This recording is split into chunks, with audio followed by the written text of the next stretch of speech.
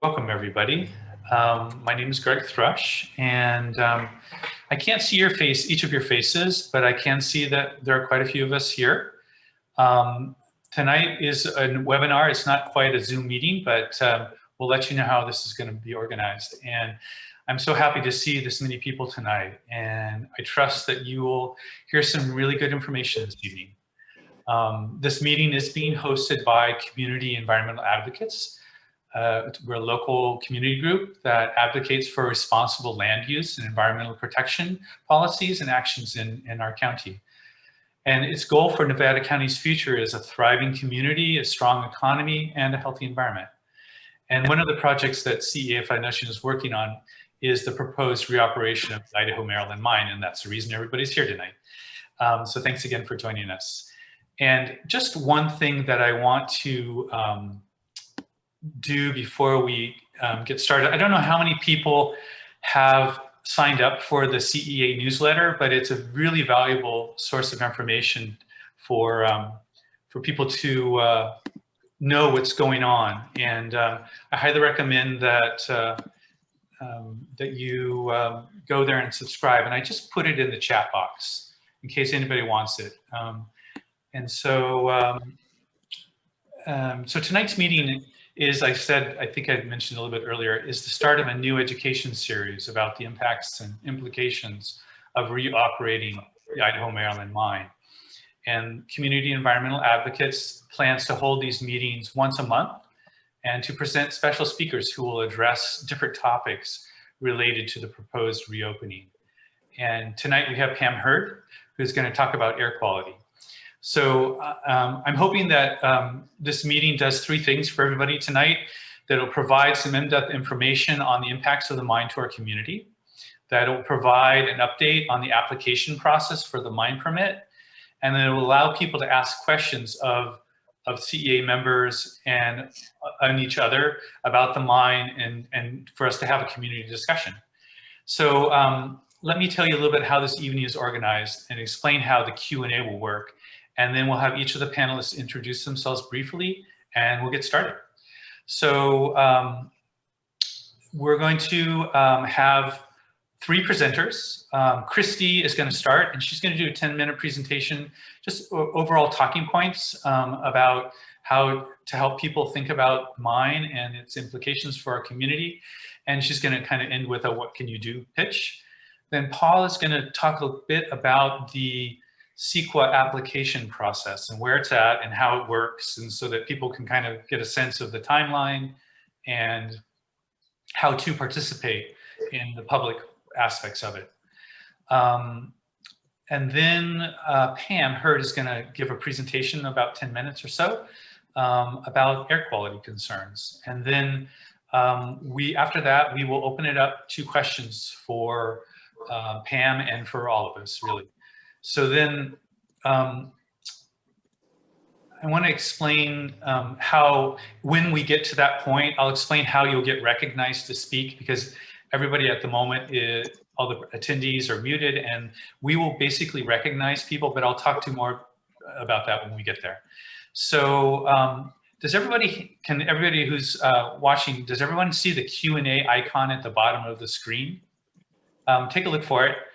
And click on it, open it up. So this is a place for asking questions. And so as the presentation goes, as Christy and Paul and Pam talk, if you have questions and any questions really related to what they're saying, or just questions that you would like to have answered, go ahead and type those into the Q&A box. And all of the panelists, and they'll introduce themselves at the moment, will be able to look at those questions, and they will type responses back.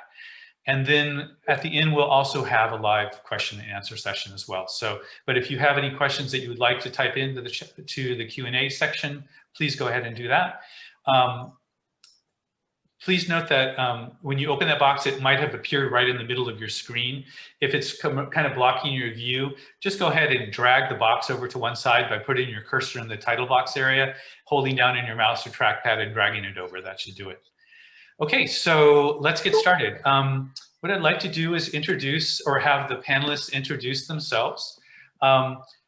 let's start with Christy. Christy, you want to just say hello and introduce? You're muted. I can't hear you, Christy. Sorry. Thank you.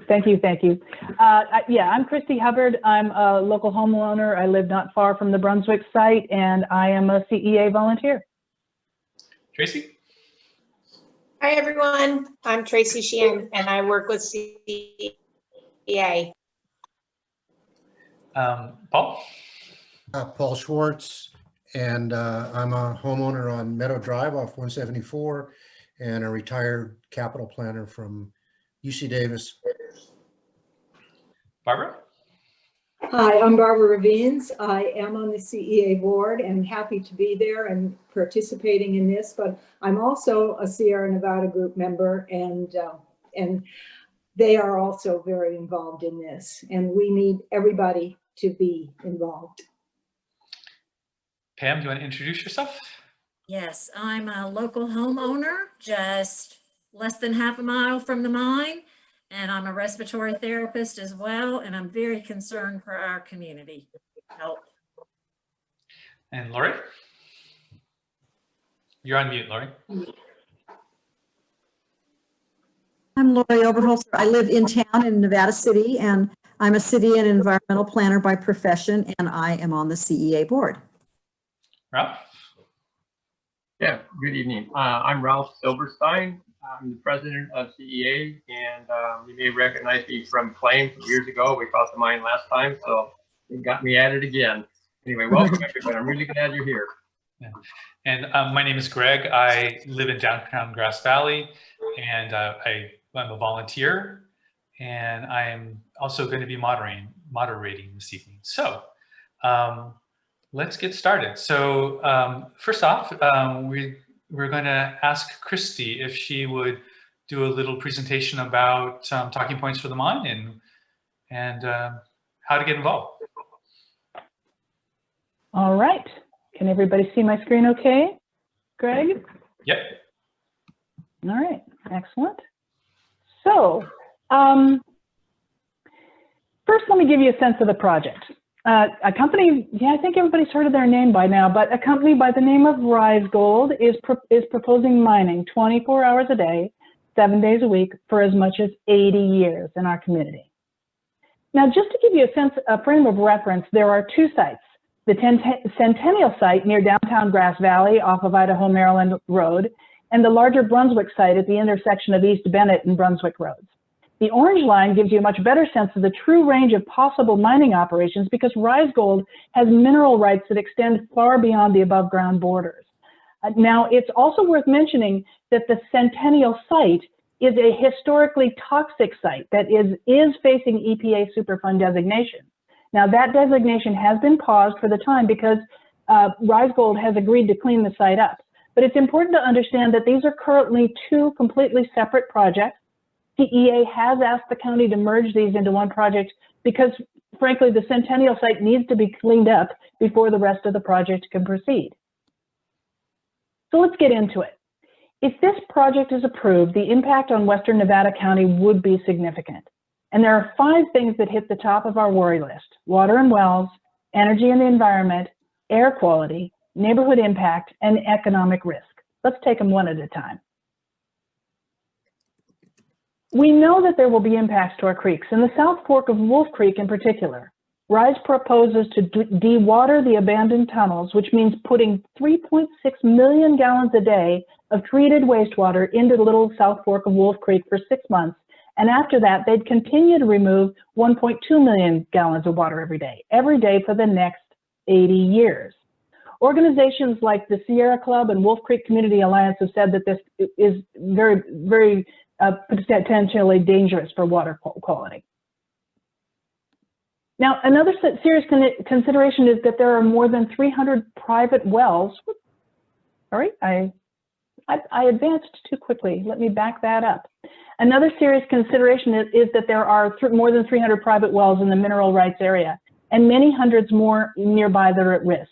Residents are deeply concerned that if these wells fail, run dry, or become contaminated, they'll have to find another way to get their water. Rise Gold has claimed that they have the best experts and that other than a handful of homes already identified, the project won't have any quote unquote significant impact on residents' water supplies.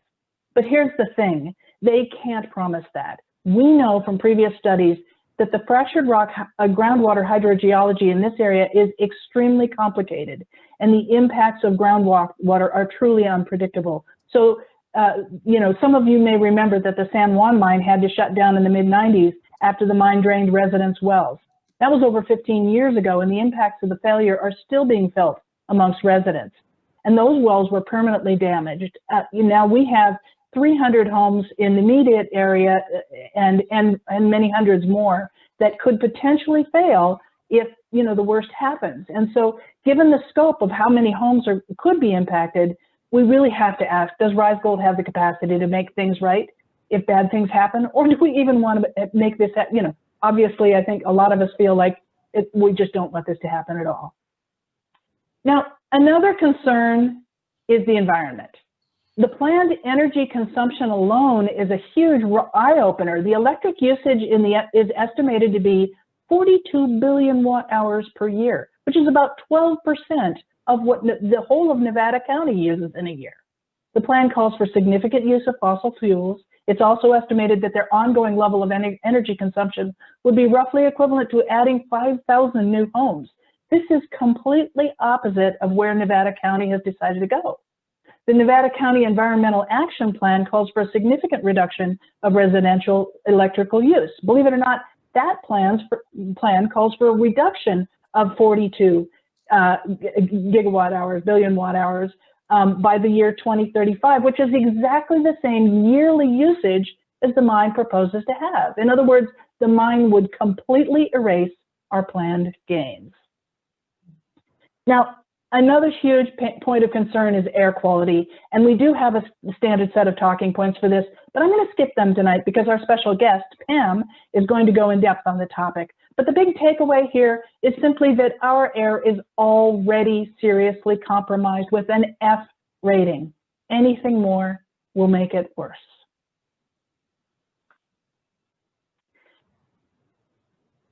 Without question, the people who will be hardest hit by this project are the residents and businesses in the Brunswick area. We're talking about putting a 122,000 square foot heavily industrial processing plant right into the middle of an idyllic rural residential community. Rise Gold CEO Ben Mossman is really fond of talking about all the measures they're taking to contain the sound levels inside the plant, but there's a lot more outside that he's not talking about. This is still going to be an industrial mining operation. There'll be new truck traffic, up to 100 round trips a day, 7 days a week, 16 hours a day, constant construction noise for the first year and a half. And by the way, the sound levels on that aren't regulated. Grading and rock compacting to create engineered fills 7 days a week, 11 years. It's like I can already hear backup beeps in my head, right? And there's another key concern too. Rise Gold wants to assure us that the noise and vibration from drilling and blasting won't be an issue for homeowners, claiming once again that it won't be, you know, quote unquote significant. And yet noise and vibration have already been a problem for local residents when Rise was doing their initial exploration.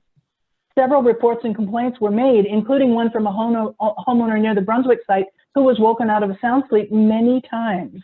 One of our county supervisors even visited another home to investigate a complaint and agreed that the level was unacceptable. But shockingly, that level of noise was then found to be within acceptable limits by the letter of the law. Now, so there's really no question in anybody's mind here. The peace and quiet that brought homeowners to this beautiful area will be shattered. Now, the next thing on my list is economic risk. You know, yep, gold brings the lure of possible riches to be sure, but really, who's going to get rich and at what cost to the community, right? The big draw, of course, is jobs, but interestingly, it's not really that many. Of the 312 jobs projected for the mine, it's still not clear exactly how many will be filled from local residents, because many of these are highly specialized jobs. Yes, there'll be some short-term construction income and local spending and taxes from the mine and its employees, but that's not the whole picture, is it? Let's start by saying that there is no local revenue coming to us with this mine. California does impose a $5 an ounce fee for gold mined to help the remediation of legacy mines on public lands in the state, but none of that money comes to Nevada County. And with the current price of gold, this has been rolling around $1,900 an ounce, it's very clear where the real profits are going. Now, we already talked about the risks facing 300 or more well owners in the area, and those could be substantial if wells fail. But then there's also, let's think about the impact to real estate values. We've consulted with real estate professionals, including appraisers, who've said that what you might already expect, home prices in the neighborhood will decline. In fact, conservative estimates tell us that we're literally talking about tens of millions of dollars lost in property value alone. And we need to ask ourselves about the possible impacts to businesses and tourism too. Local high-tech microcircuit businesses may not be able to operate in the area because of vibration from blasting, and attracting good employees to the area will be more difficult. And tourists flock to Nevada County because of its scenic beauty, iconic rivers, quaint downtown areas, world-class recreational opportunities, and its overall laid-back feeling. How will that change if we add more spare the air days or an unsightly processing plant and two massive engineered fill grading and compacting operations running continuously on the edge of town? These are huge questions. In fact, they're so big, we formally asked the county to do an economic impact study. You see, this information isn't required as part of the environmental impact report, which means the county supervisors who will ultimately make the decision on the project are at risk of doing so without having all the facts in hand. We believe they deserve the answers to these questions before they take a vote. Now, there's one more point I'd like to raise before we close out, and it's all about trust. Rise Gold is a 14-year-old mining company that's never opened a mine, and it's never made a profit. They want to reopen the mine, and all that, so far, they just haven't made a good impression. After purchasing the mine in 2016, Rise ran afoul of several local regulations while doing their initial explorations, ignoring rules designed to protect sensitive habitat along the South Fork of Wolf Creek, triggering citations, disturbing residents with loud noise, and requiring the county's intervention to bring them into compliance. They had to go 2 rounds. Now, there's a history of violations that runs way deeper than that. CEO Ben Mossman's last venture before joining Rise Gold was a profound failure, and disregard for regulations and poor management practices appear to have played a significant role in that. His company, Banks Island Gold Limited, owned the Yellow Giant mine in British Columbia, Canada, which polluted tribal waters, went bankrupt, and left Canadians with a mess to clean up. According to an investigative report by the Vancouver Sun, after the pollution spill was discovered, Banks Island ignored a stop work order from the BC Ministry of Energy and Mines to shut down its processing plant and its underground operation. In August of 2015, a second spill resulted in another shutdown order. And in January of 2016, Banks Island declared bankruptcy and walked away, leaving Canadians with only a $420,000 reclamation bond to pay for a cleanup estimated at $1.6 million. But guess what? The story doesn't end there. Eventually, there were a total of 35 charges issued, and in July of 2016, Mossman and another Banks Island executive, Dirk Meckert, had 18 pollution charges filed against them personally. They were initially acquitted of the charges, and Mossman was fined kind of a slap in the face, $15,000, but the British Columbia Supreme Court subsequently overturned that acquittal. And despite attempts by their lawyers to block a new trial, a Court of Appeals judge just a couple of weeks ago issued a decision to reject those appeals, and those two are now set to face a new trial soon. So we actually have an op-ed that will be coming up soon with more information on this, but suffice it to say, with a history like this, truly, Rise Gold and their CEO, Ben Mossman, shouldn't be trusted. Okay, I'm going to wrap it up now with just a few suggestions for things that you can do to help, right?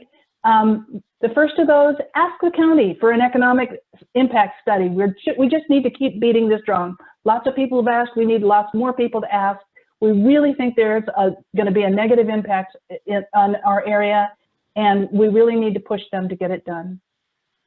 The other thing is really, state your opposition. Please write letters of comments, show up and talk at Board of Supervisors meetings, write articles, write pieces for the union or UBANet.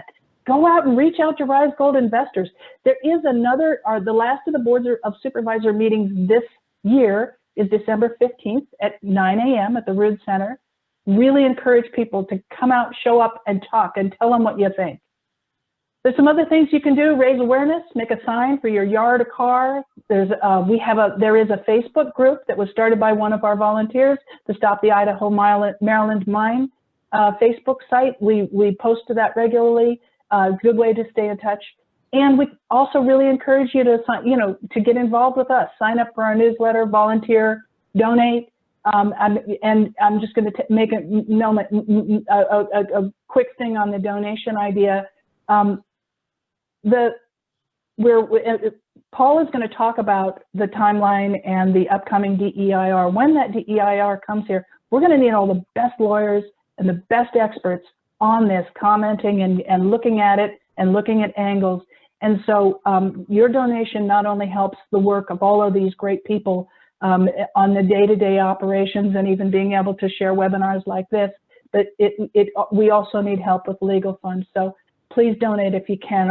You can go to ceanc.org to find those links, or if you have questions, you can always address your questions to Mine Concerns at cea-nc.org.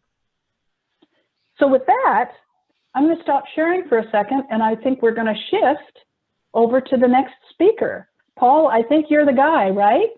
I'm prepared. Can you hear me? Yeah, you bet. And you know what? I promised to put up the timeline slide for just a quick minute. So sure. I'm going to go ahead. I forgot about that. Let me go ahead and push that up while you start, and then I'll take it away after a little bit. Go ahead. Okay, so I'm going to speak about the Rise Gold Idaho-Maryland Mine reopening proposal review process. Over the next 14 to 20 months, we hope to involve and inform the majority of the community in concluding that large-scale gold mining is our past, not our future, and belongs far from our neighborhoods and cities. There are 3 of the 4 windows for public comment on the CEQA. It's the California Environmental Quality Act, and the EIR, that's Environmental Impact Report, mandatory process ahead of us. Window 1 has already passed. It was the notice of preparation, which offered the community really the first time to review the proposal and to comment. There was a 30-day review process that the community had an opportunity for input that lasted 30 days. The NOP includes a project, and you can access the NOP at the Nevada County website. The NOP includes a project description, project approval, the project approvals required, and probable environmental effects, and it has been prepared by the applicant, by Rise Gold Incorporated. Rainey Planning and Management is an environmental consultant that was selected by Nevada County to prepare the environmental impact report. Rise Gold pays for that preparation. The EIR identifies potential significant effects of the proposed project on the physical environment. It determines which of those effects can be reduced, avoided, or mitigated. It also identifies alternatives to the project. Rainey Planning and Management has requested updated technical reports from Rise Gold. When they received, there's over 100 technical reports posted on the Nevada County website. And when they received these reports, they found many of them inadequate. The status of the updates has not been revealed. The CEQA submittals from Rainey Planning and Management to Nevada County will wait until they get the revised submittals. And Nevada County Planning Department review and revision schedule is a guess. So the timing of how the response to the NOP unfolds is difficult to guess. We should learn more about the process and the schedule over time. Window 2, which will be the first really critical opportunity to weigh in on this project by the community will be circulated sometime in the spring of 2021 in the form of a draft EIR. And the community will have a chance to weigh in on it, and all the different public agencies will have a chance to weigh in and review and comment for 45 days. This is a major event for public and agency review and comment. There will likely be public hearings with the Nevada County Planning Commission, many state agencies, the City of Grass Valley, the City of Nevada City, and community groups will weigh in. We don't know whether the Board of Supervisors will hold public meetings. Rainey Planning and Management will gather information gleaned from this process and integrate it into a final EIR, which the acronym is FEIR. And this cycle of review and revision could take somewhere around 120 days. Again, we're speculating. Window number 3 will be when the final EIR is released, and we think that will be sometime in the fall of 2021. The Nevada County Planning Commission will hold at least one public hearing, whether to advance the proposed project or reject it. The Board of Supervisors might hold public hearings, and there will likely be not less than 60 days of review. The final window opportunity to weigh in on this project is during the entitlements phase. If the Board of Supervisors approves the project by a minimum of 3-2, the entitlements phase includes a list of programs and management plans that will need approval, including mitigation monitoring and reporting requirements, use permits, reclamation plans, rezone approval, a variance approval, and performance bonding. Again, this could be one meeting or it could be many meetings, and that's another opportunity to weigh in. The wild card in this process is that the Rise Gold Idaho-Maryland Mine reopening proposal is really one project of two. The other one is the Centennial Cleanup Project, the 60-acre piece of property on Idaho-Maryland Road that was identified as a Superfund site that Rise Gold is working with the state to say they will clean it up. And those two projects should really have the same environmental review process, one environmental review process. They currently don't. And that could down the road, that could cause everything to go back into study. And we promote that. We think that they need to be one EIR, not two. So it's unlikely that project review and approvals will be completed before the winter of 2021-22. So this is a long process to try to influence at least 3 of the supervisors to vote against it. Thank you.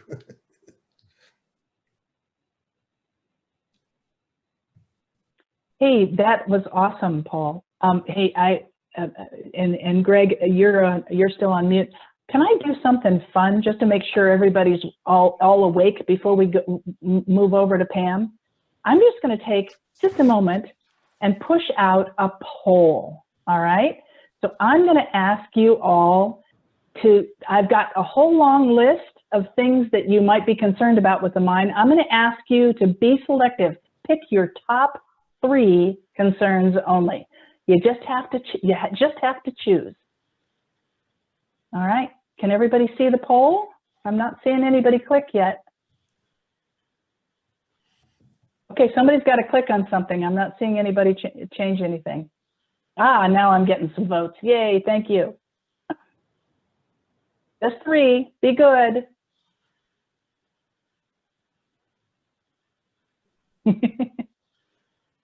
All right, I'm seeing a lot. Ooh, Pam, look at all that concern about air quality. You're right. You said. And Pam, And Pam, you were going to take that mask off before you started, right? All right, I think things have settled down. All right, I'm going to give you 10 seconds. 10, 9, 8, 7, 6, 5, 4, 3, 2, 1. All right, ending the polling. All right, air quality was the winner. Industrializing our peaceful community was a big hit. Property value declined, very serious concern, right next to noise and vibration. There are a number of people that don't trust Rise Cold too, and some other really important things. So really good. Thank you for that feedback. Now we know. All right, I'm gonna, oops, let me make sure. All right, I'm gonna stop sharing results. And I'm going to clear my screen. And if the poll hasn't cleared for you, go ahead and feel free to close that window. I think we're going to pass it over to Pam now, right? Am I doing the right thing, Greg? Yep. Pam? All right. Pam, it's all yours. Go for it. Well, first I'd like to say hello to everyone tonight and thank you for joining us this evening. Please take a moment to go grab your preferred adult beverage because this presentation is pretty dry, but necessary. So my name is Pam Heard. I'm a respiratory therapist. We specialize in lung and heart health, and I hope that you never need one. But the consulting report on air quality is 1,305 pages total. That's a pretty big deal to the mine, and it's a huge deal for our community. We must breathe to live, and the quality or purity of the air that we breathe impacts our health. The lungs are the only organs in constant contact with the external environment, and you just can't go to the corner store to buy a bottle of air. Rise Mine wants to start a hard rock mining operation that will operate 24 hours per day, 365 days per year for 80 years. This operation requires the use of heavy industrial equipment that will blast rock, extract the rock to build underground tunnels, crush it to a 6-inch diameter, create engineered fill by mixing the blast rock with sand tailings, and then transport that fill to various sites. One given estimate is 365,000 tons per year just for the Centennial site. So how will this impact our community and environment? Well, first we need to consider the current health of our residents and our existing air quality. What are our baselines? In Nevada County, the mortality rate from chronic lung disease is double the rate in California statewide. 69 versus 35 deaths per 100,000 people respectively. The American Lung Association has given Nevada County a failing grade for air quality in both ozone and particulate matter categories. So why is our air so bad? Well, it's the 3 W's. Weather, wildfire, and wind. Auto emissions flow in westerly from Sacramento. Then local patterns change based on topography. The weather model data from our own Nevada County Air Park shows that Grass Valley winds are from the south for 4.7 months and then from the east for the remaining 4.6 months of the year. The Brunswick site is just a half-mile southeast of the city limits. All pollutants will funnel directly into the Brunswick Basin in the city of Grass Valley. So what are these pollutants and their health effects? Let's start with diesel fuel, the primary fuel to power those large engines needed for mining operations. These engines emit a complex mix of air pollutants, including both gaseous and solid material. The gas portion contains carbon dioxide, carbon monoxide, nitric oxide, nitrogen dioxide, sulfur oxides, and hydrocarbons, including polycyclic aromatic hydrocarbons. I can't even pronounce them all. Reactive organic gases and nitrogen oxide compounds then react with air and UV light from the sun to form ozone.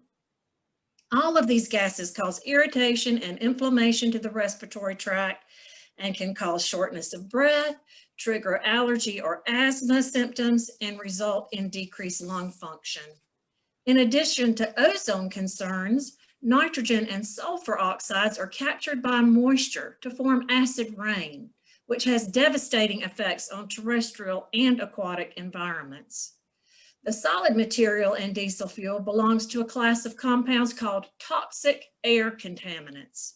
A substance is considered toxic if it has the potential to cause adverse health effects in humans, like increasing your risk for cancer or developing acute and/or chronic health problems. The term dust or fugitive dust describes the waste particles from mining processes.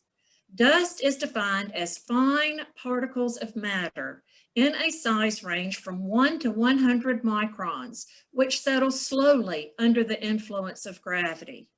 The unaided human eye can only see down to a particle size of about 50 microns. Imagine 1 grain of powdered sugar. The solid material in the exhaust is called diesel particulate matter, or DPM. Diesel exhaust contains more than 40 cancer-causing substances, most of which are readily absorbed onto these soot particles. More than 90% of DPM is less than 1 micron in diameter.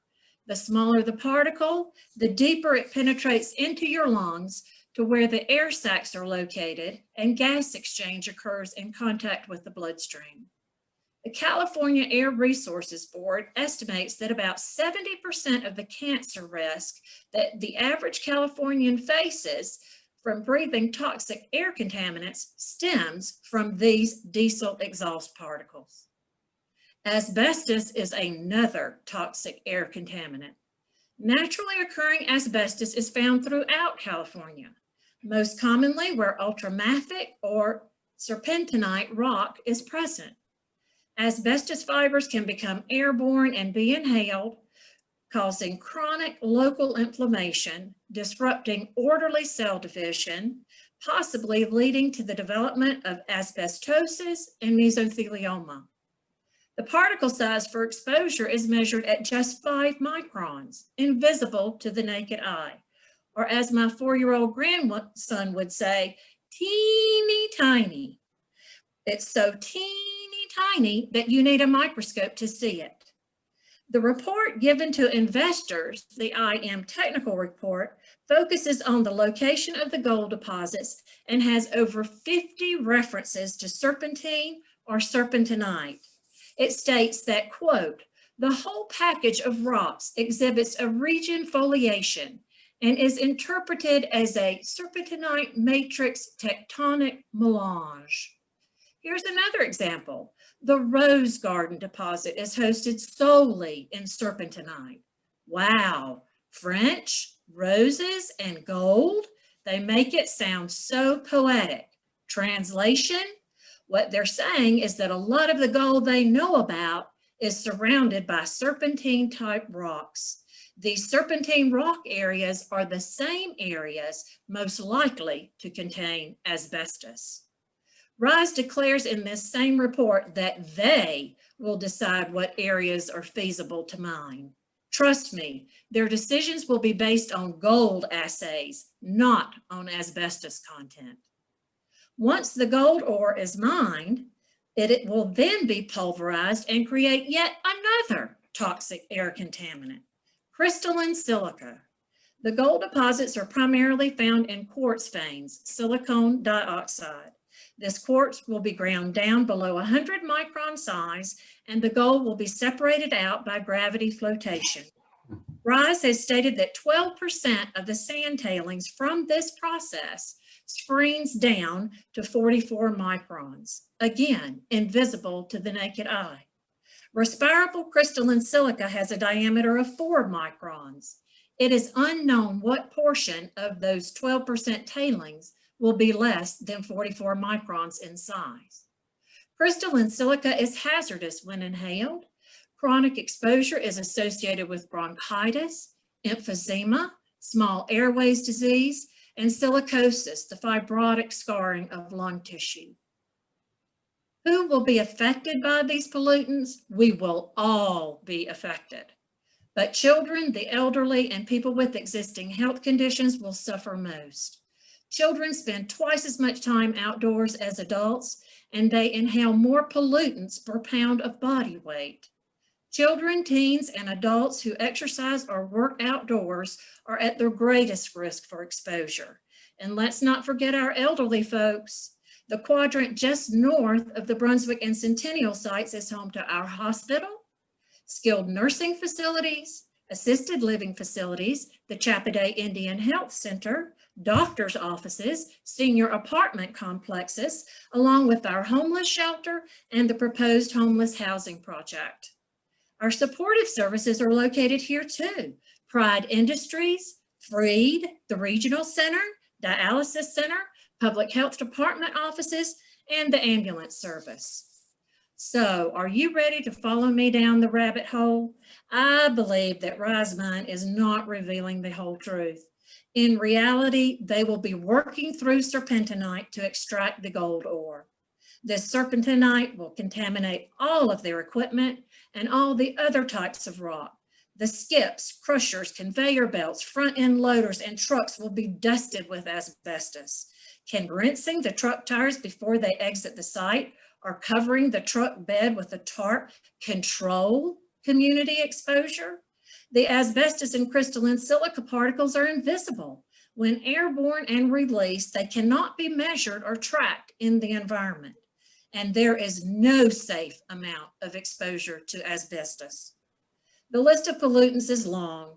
Noxious gases that cause irritation and inflammation, which makes you more susceptible to infection and illness from pathogens like influenza and COVID-19. Inhaled particles such as diesel particulate matter, asbestos, and crystalline silica will deposit deep into the lung tissue, leading to fibrosis, decreased lung function, and premature death. Rise Mine has declared that each of these pollutants will have a, quote, less than significant effect on our community. They maintain that they will be able to mitigate or diminish the effects with strategies such as using Tier 4 diesel engines, placing filters on their ventilation fans, and wetting down the dust. How can spewing pollutants from thousands of gallons of diesel fuel daily, trucking rock and sand tailings laden with asbestos and silica around town 16 hours per day, building 2 sites with these materials layer by layer, plus the day and night operations of the mine for 80 years have a, quote, less than significant effect on our community. And tonight we've only touched on the impact to air quality. There are so many other considerations like water, property values, noise, and quality of life, just to name a few. In my opinion, the Rise Mine operation will constitute a public health crisis as well as an environmental health crisis. Thank you for your time and attention tonight, and please join with CEA to stop the Idaho-Maryland mine. Good night. Thank you so much, Pam. That was very detailed and great. So just heard from Pam Heard, a respiratory therapist in our area, about the potential respiratory hazards that bringing a mine to our area would have.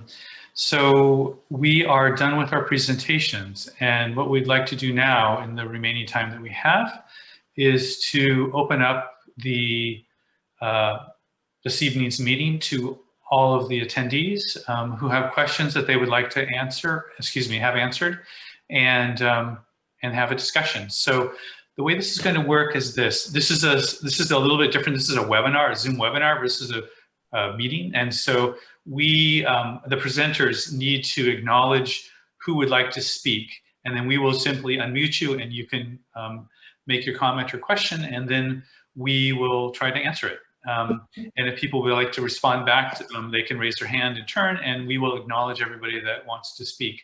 The way you do that is if you look down, for those of you who are using computer, for those of you, look down on the bottom, you should see a little hand that allows you to raise your hand.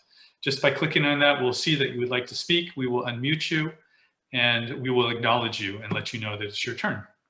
For those of you who are on the telephone, who are calling in, if you'd like to speak, if you press *9, I believe, on your keypad, that should do the same thing. It should tell us that you would like to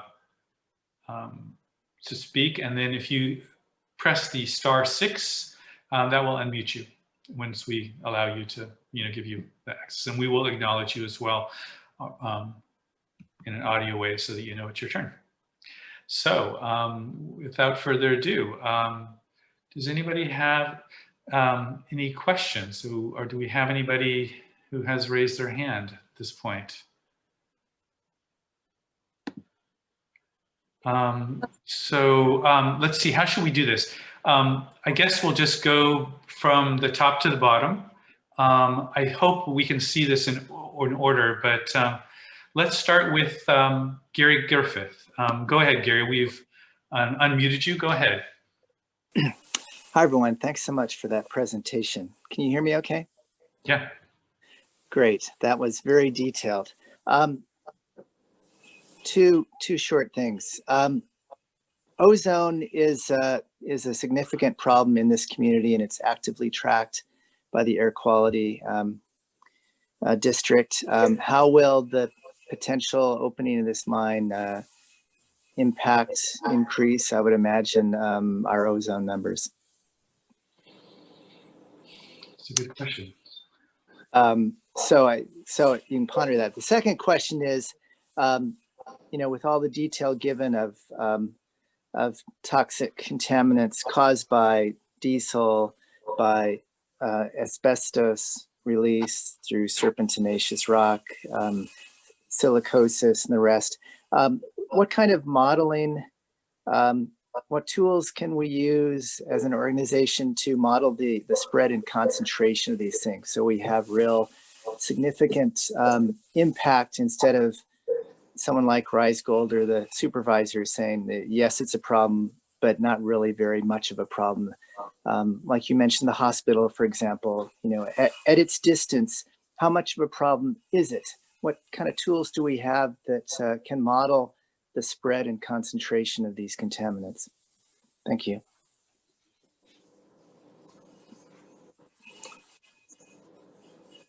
Anyone want to take a go at that? I will. So with the air quality report, the consultant used models, and this is one of our issues.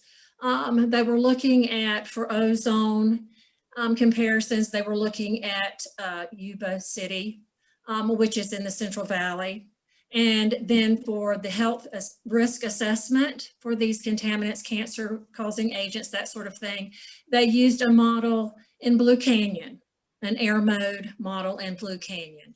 And again, this is in the Sierra Nevada mountains at an elevation twice the elevation of Grass Valley, different air density, different wind direction, so on and so forth. They said they made these corrections for these types of things. However, there's some point with mathematical modeling where you change so many of your parameters that the model just is not valid. And that's an issue that we have brought up to the Board of Supervisors. As far as, these pollutants are divided into two different categories, criteria and non-criteria pollutants. And unfortunately, only ozone and particulate matter have established criteria, and those are being measured. We have one ozone monitor in our air district, and it's located about 2 miles from the mine on Linton Drive. So the other, unfortunately, like asbestos and the crystalline silica, there are established levels for worker exposure. However, there are not for a community exposure. There are a couple of laws on the books for controlling asbestos in a quarrying type situation. And this is where they say, oh, well, we're just gonna make sure that the fugitive dust, it won't pass the property line. To me, like I say, with these particles are invisible, and you're talking about taking rock, blasting it, crushing it underground, lifting it up, dropping it into a silo, then ferrying out onto a conveyor belt to a processing plant, You'll be taking front end loaders to load this material into the 20-ton, truck bed, and then you're going to drive it all over town. I just don't see how driving over a little vibrating gravel or rinsing the tire wheels will manage this asbestos. And once it's released, we can't monitor it. We don't have a way to measure it. And so while we can't prove, Rise Mine cannot disprove that this is going to happen. And unfortunately, with these contaminants like asbestos and respirable crystalline silica, often you won't see effects until 15, 20 years down the road. But we do know that no amount of asbestos is safe. We have all of the reports. I'm not particularly concerned about their employees. They will be provided and protected under OSHA and NIOSH and have all kinds of respirators. They get to change their clothes and that sort of thing. However, your dog might walk out into the yard, pick it up on his paws, track it into your house, and you will never know it. So I hope I've answered your questions. There are still a lot of questions about this whole process, and I believe Rise Mine has not been completely honest, as I said before, about the implications of these pollutants, and especially 24 hours a day, every day for 80 years. There's no history of that anywhere unless you look to a place like Libby, Montana, and that sort of thing. So you can't there's no way to know any of this, but we do know, and they've provided. I wrote most of my report from their reports, okay? So they are aware. It's just how much they're willing to reveal to us as a community. Thank you very much, Pam. So I'm going to go in the order that I saw them. Next up is Jim Bear. Jim, go ahead. You're allowed to speak. I unmuted you. Now, can you hear me? Yes. So first I want to thank Pam for a brilliant presentation and treading out onto the thin ice where science meets politics and money. And I think that represents a huge challenge to us. I've been sitting here thinking, what could I do? What more could I do besides the writing I have done and the speaking I plan to do to the supervisors and the lobbying I plan to do with people like Heidi Hall that I know. What you have said over and over again is you want the people that are tuned in tonight to write, to speak, and to give money. And I have a fourth idea that has come, and I offer this to Pam first and foremost. A large part of my career was in making PowerPoint presentations. I bet that we could make your presentation into something that maybe even a particular supervisor that I'm thinking of, but won't mention his name, would understand.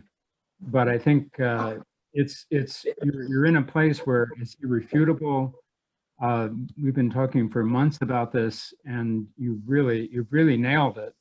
And I guess the final point that I want to make is that I really support Lori's idea of, if this doesn't work through CEQA, which I'm not 100% confident it will, then we have to go to a lawsuit. And then the stuff that Pam has presented is really the kind of thing that will support a lawsuit. Was there a question in there? Doesn't need to be. Do you want the help, Pam? I'll help any way I can. Like No, I I mean, said, you want to get together and do the PowerPoint. of course, that's fine, sure. Thanks, Jim. I think that's a great idea. It's a lot of information. It's pretty technical, and I think that oftentimes visuals really do help, and it would be fabulous. It sounds like a great project. Thanks, Jim. Why don't you guys chat each other and exchange, or you can get in touch with Pam through the CEA. We'd be happy to give you the information. You guys may already have each other's contact.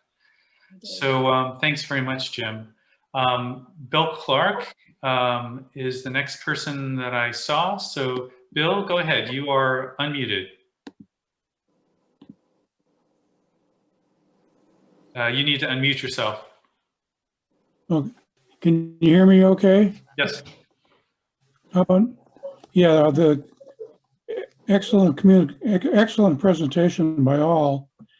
And one comment I have is regard to the folks that are losing their wells, that one mitigation would be, okay, we can supply them with NID water, but I'd like it, if that happens, I would like it to go one step further and require Rise Gold to pay for the water bills for each affected resident in perpetuity.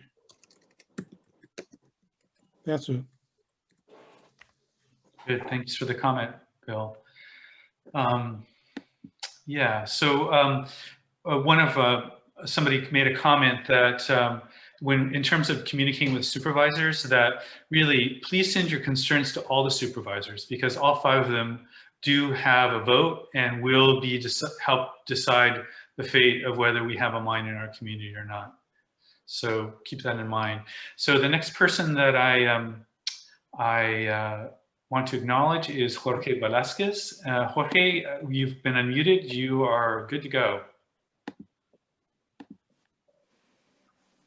Jorge, you're going to need to unmute yourself too.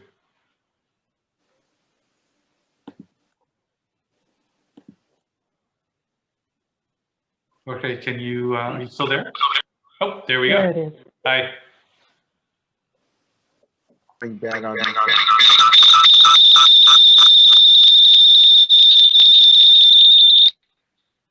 Hello? Hi. There we go. Can you hear me? Better. Sorry, I went bad. No worries. Go ahead. What's your question, comment?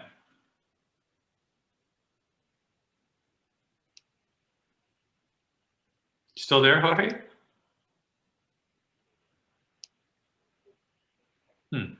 We sounds like Jorge, we're not hearing you. I'm not sure what's going on. I'm going to mute you. Are you on a telephone, or what's your, we're getting a feedback issue.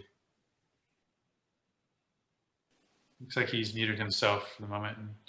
So, We had a question in chat. I'll go look it up.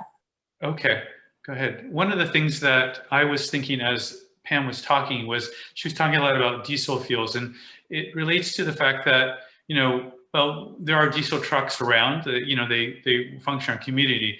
One of the things that the report, the application report states is that really what we're talking about is between 50 and 100 trips a day, just locally, between the place where the mine tailing or the mine rock will be crushed and processed and created into mine tailings, dusty and otherwise.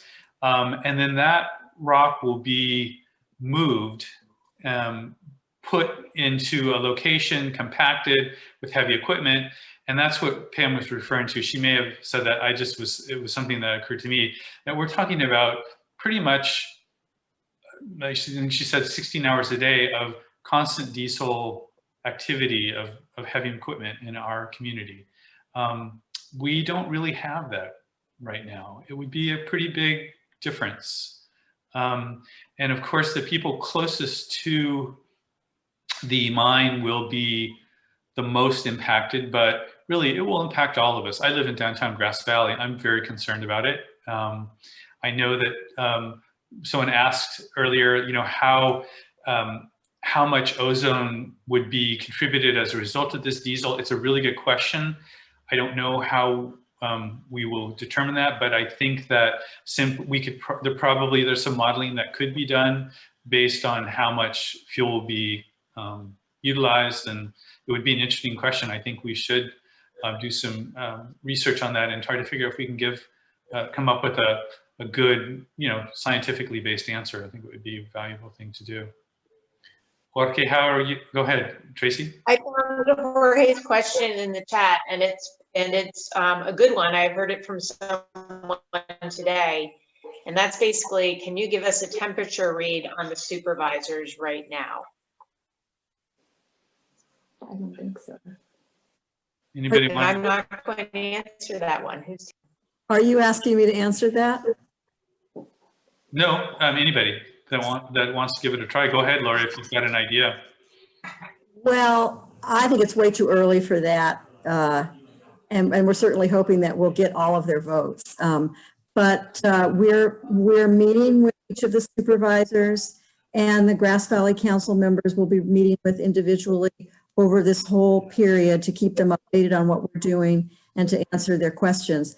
And I would say that if any of you out there know any of the decision makers personally, there's nothing better than that, just that face-to-face discussion on this issue. I mean, it's such a small town here that we all know, one of our supervisors or one of our council members. And so that would be my recommendation. All right. So we have next person who would like to speak is Marianne Hart. Go ahead, Marianne. We've unmuted you, and so the floor is yours. Okay, a really great presentation. You guys, I love the detail of everything. I have a particular concern about noise pollution. It always seems to be kind of dismissed, and it can have serious can create serious health problems. A couple years ago, I went to the county. I was trying to find somebody who would evaluate the noise, a noise situation, and there doesn't seem to be anybody in our county. They don't have anybody that they rely on to do noise pollution evaluation. So I'm wondering how, and someone mentioned a noise pollution issue, and somebody came out and just said, oh no, how much actual scientific testing did they do?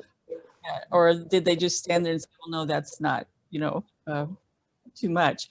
It's really can have deleterious effects on health. So do you guys have any way to evaluate that further in a more intimate way about how it's going to affect anybody that's around?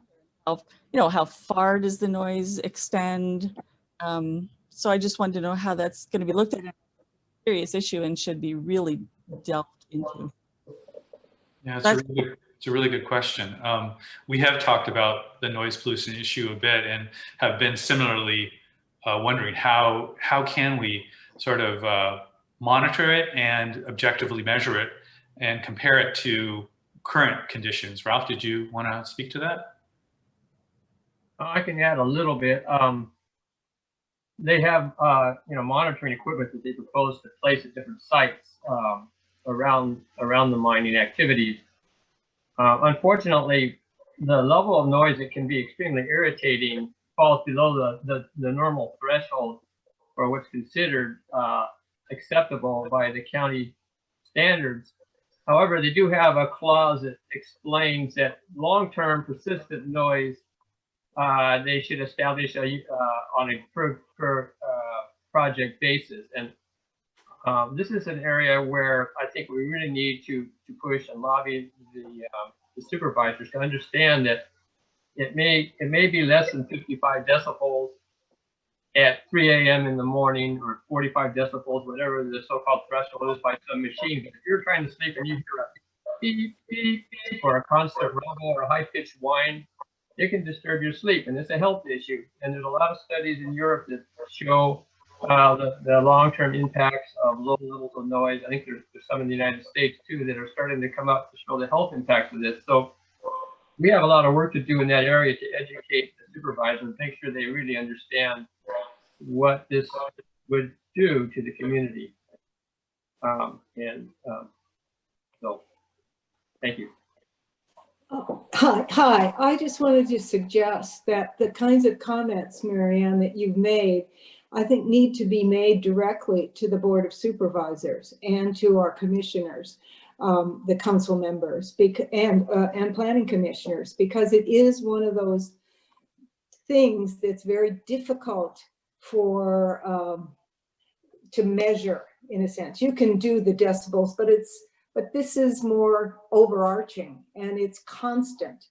And so I think it's important for people to really get a up close and personal with it. You can make a public comment at the Board of Supervisors on their meeting days. I think the next one might be the 15th in December, or because we have Thanksgiving.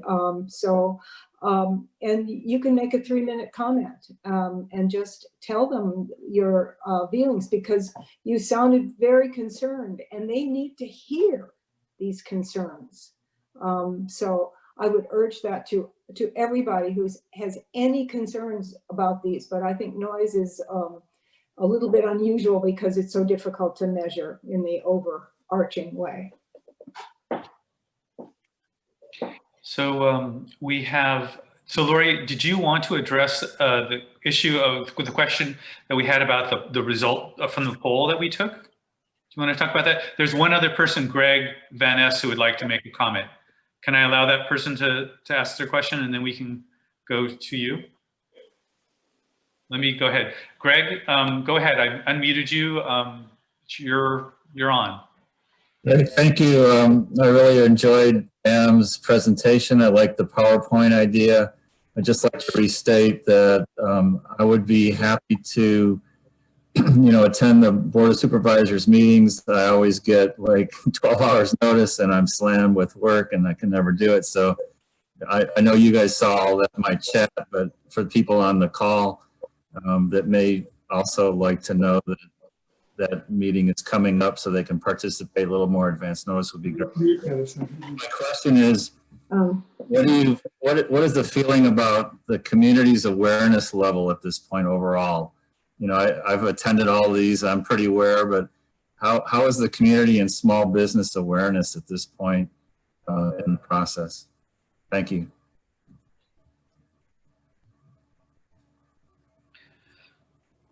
The community is getting involved. We have not, the CEA has not started outreaching to businesses. We think it's a really good idea. I think it will impact businesses as well as residents.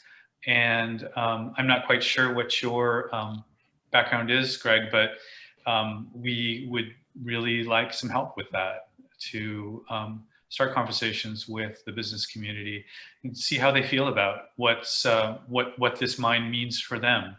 And it is something that we are hoping to start working on soon. And we, of course, also would like to understand what impacts, if any, businesses will have. We expect that the people in the Whispering Pines area will be profoundly impacted. That's where the diesel trucks or the haul trucks will be coming down hourly, plus all of the businesses on Idaho-Maryland Road, and also the Brunswick Basin. So it's a super good question. I think it's important, and I think that we need to work on it. Go ahead, Christy, comment. Yeah, I was just going to amplify what Greg said, maybe even a little bit more clearly. We would love to have community help in doing this, right? Tracy's building kits of materials to help people go out and pound the sand, right? Pound the pavement. If you've got communities that you can help reach out to, reach out. Mine Concerns is our email, right? Tracy and I and a few others monitor that, and getting the word out is, well, we'd all love to have millions of dollars. We can just take out a bunch of ads in the paper and all of that, but that's not really how it's done. This is done person to person, and so please, anybody that's interested in helping us reach out to more people, please raise your hand. We have a person on the phone who would like to speak. A number ending in 1292. We've unmuted you and allow you to talk. So go ahead. Yes, this is Bob Clark, and I live over by the Mine Brunswick site. As is well known to the CEA folks, my primary concern is property values. I'm the guy that surveyed local realtors about what they thought their assessment was on what would happen to our property values. 100% of them said they would decline. Some of them said they'd already lost sales in Grass Valley. when families were going to move here, found out the mine was going to open, and they decided not to buy any place in town. The largest realtor in our area estimated that each of our property values would drop between $50,000 and $100,000, and she said she'd go on record with that. Everybody knows location, location, location are the primary factors in property value. And so a fool would know that it's going to have a negative impact. Well, I was afraid that the supervisors would say, well, that's speculation. So I went online to find a scientific study or a research study, and I did find it. And I talked to 2 PhDs who did the research at the University of Minnesota of a town where they opened a mine, and they looked at the actual sales prices of homes before the mine opened and then after the mine opened. Interestingly, they found 2 things that I think are important. One was that their price declines as measured by real sales prices was right in the middle of what our realtors said it would be, which would say my house would drop in value 75 grand. Now, this was in an area, however, that was not California, which is much more environmentally sensitive. So I don't know, maybe instead of 15%, it's 20% or 25%. But what they found was that values and sales prices declined over a 7-mile radius. That's out past Kmart. That's all in Nevada City. And so that to me is the one that can't be mitigated. They can give us a bucket of water, a mask, and earplugs, but the only way to mitigate property value declines is writing checks. And I'd like to see us en masse attack them with that. I don't, maybe we can draw up an email, maybe that is the same email. It says, do an economic study or you're not fit to serve. And send it, maybe we get 100 of us, 200 of us, 300 of us to send it the same day. Call and ask to speak to the supervisor. You won't get them. You'll get some sweet little clerk. But tell them that you don't need to talk to them. You just want a message passed on. And if, do an economic study or you're not fit to serve. And I think after they got 100, 200, 300 calls like that, we'd have to be patient. The line would always be busy. But surely they'd get the message, because when they get the reports, they're going to look for the line that says satisfactorily mitigated. And every consultant paid for by RISE will say everything can be mitigated. And I think that, to me, grabbing them by the throat is the quickest way to not have to go through the rest of this. I'm glad we've got these, all this talent, but I don't know that they'll hear it. I think so my question. Go ahead. I was just going to say, my question is, do we have some big email lists? I know we can take the Wolf Creek list. We can take CEA's list. There are a bunch of other organizations' lists. And coordinate a campaign where we just send them over the waterfall.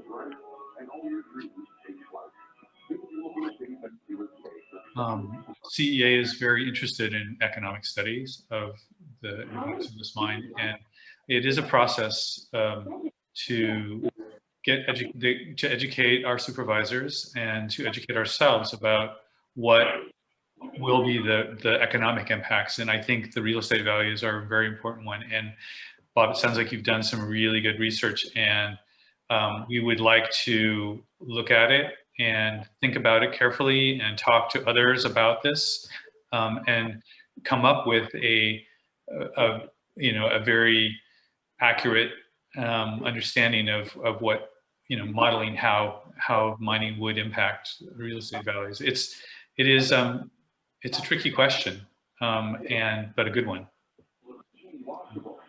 Thank you so much for your comment.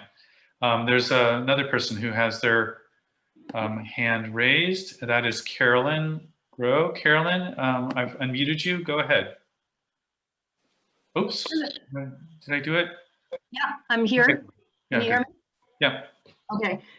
Yeah, so actually I have a property on Bartlett in Grass Valley, And I bought it last year and thinking that I would retire there. I love the area. I love everything about it. I'm appalled by this project. I just want to, scream and get it out of myself when I hear everything. And I quite frankly, I cannot believe it's even, on the table. So that being said, I don't live in Grass Valley right now. I live in Santa Cruz. I feel a little frustrated because I'm not on location. On the other hand, with COVID, there's a lot of things that cannot be done. And I have so many questions, and I'm so happy that you're having this group and this Zoom, and thank you for the presentation. What I'm asking right here is, I joined the Sierra Club this year, and I believe in other big group entity that could help in, somehow not reinventing the wheel. I wanted to know if we could invite them to one of these meetings and have them report what they're doing, how we can help, what progress they're making, if there's any stakeholders that we can help reach, et cetera, so that's one of my 100 questions I have. Well, as a Sierra Club representative here, I'm not certain that Sierra Club, the national club, is looking at mines in particular. They are, for example, in Canada and so on when we're looking at fracking. However, this is a rather unusual situation to restart a gold mine in a community. Most of the gold mines that are begun and continued with are out in the boonies, in Canada and in various other outlying areas. I have not researched Sierra Club's position on mining. I can't imagine that it's a positive, but I don't know yet it's a big organization with lots of problems. So I will tap into that, but I'm not certain how much help we'll get. Thank you.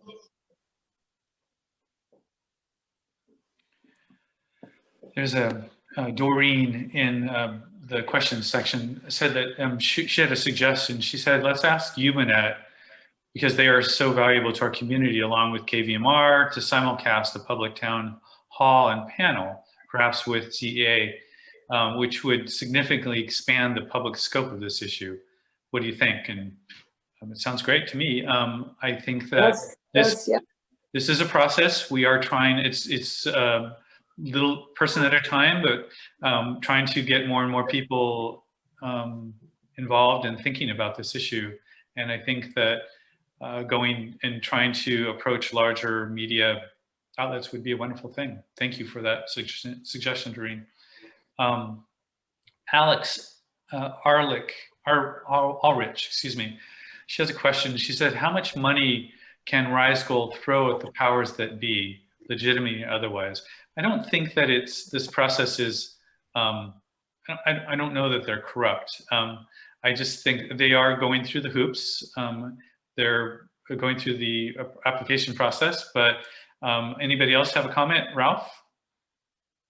Yeah, this is kind of a game of whether they can convince investors fast enough and with enough money to bring the project to each stage versus we're trying to do the opposite and convince them and investors that it's not going to happen and they should not waste their money.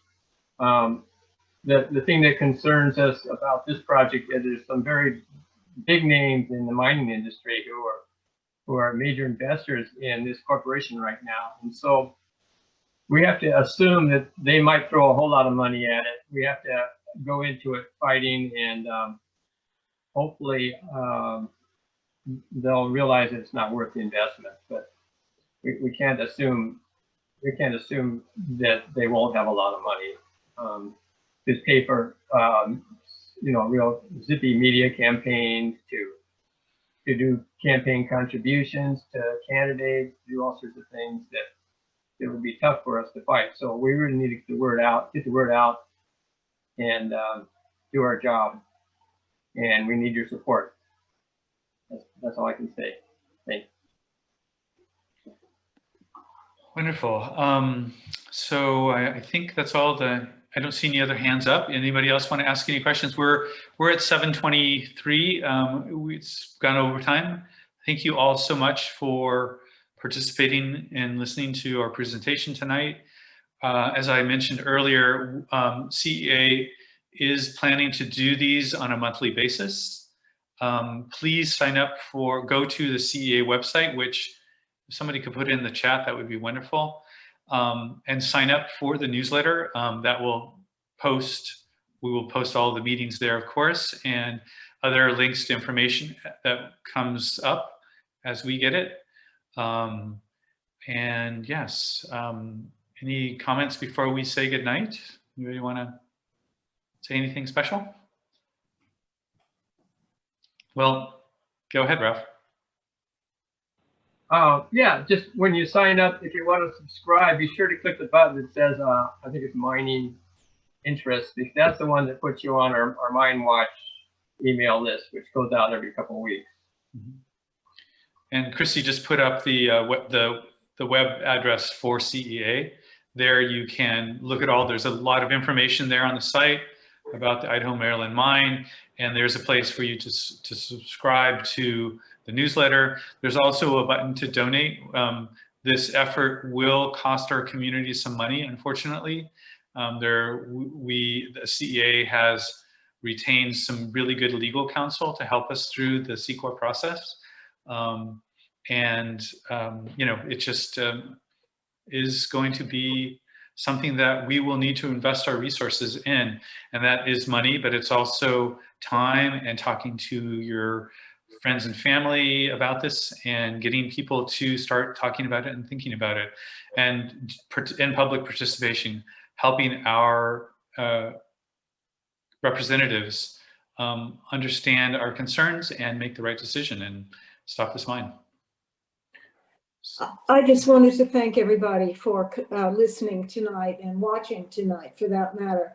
I think it's important for people to understand that this is really a regional issue too, that it isn't just Grass Valley, that people in Nevada City and out in the outlying areas are also going to be are going to be touched by this, even though they think, well, I'm 7 miles from there. No, there are going to be impacts for everybody in the area, and they just shouldn't get away with this, actually, putting a gold mine in our lovely community. So we need lots of people, and I hope you all, as Greg said, to just get everybody you can involved and educated about this. Bill Clark, I see that you raised your hand again. We are kind of concluding this thing. Do you have a let's see. Do we have time for another short question, or should we wrap things up? Yeah, okay, Bill. Go ahead. If you're unmuted, go ahead, Bill. Okay, just a quick one. My last submittal to the union about other voices, it took 3 weeks to see the light. So I'm kind of leery about sending things to the union. I'm not sure if they're doling their space out with other priorities or what. That's all. Ralph, go ahead. Yes, Bill. A lot of us have had trouble getting other voices published, and one thing that helps is call the editor and ask them why it's not published. Sometimes it just sits in a queue, and persistence seems to be key. Also, I encourage you to send it to Uvanet, and if you send it to us, we'll hand it off to a couple other of our allies who will post it as well and get the word out that way. So thank you. Really appreciate your writing, though. Okay, I think we should say goodnight. Thank you all again very much for taking your time, and we hope we'll see you again in the future. And yeah, stay informed and get active. So till the next time. Yeah. Thanks a lot, everybody. Bye, everybody. Bye, everyone. Thank you, everybody. Thank you. Bye-bye.